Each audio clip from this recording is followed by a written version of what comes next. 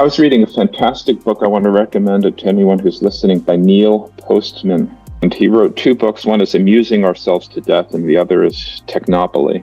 And in Amusing Ourselves to Death, he has this fantastic passage where he reviews modern things that are going on in the world at the time, which you are going to pick up in news feeds. I might look at the Wall Street Journal today. I'm going to learn about new Russian drones attacking Kiev. I'm going to learn about rising inflation. And so Postman, he gives a list of these things that are relevant for his own time. And he said, and what are you going to do about this? And he's going to take the liberty of answering you. You plan to do absolutely nothing about any of these things. Right? And Postman says people are faced with this kind of deluge of fragmented information in which they can do nothing about any of these things. Right? And that hasn't been the case in previous generations. If you lived in a little town in, say, northeastern United States soon after it was founded, just learned about the things that were around you, could actually talk to some people and do some things and actually try to influence them. But we can't do that anymore, right?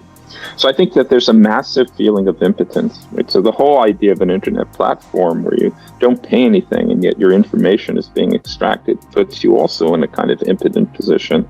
And yet you're induced into believing you have some kind of power because you can like or dislike.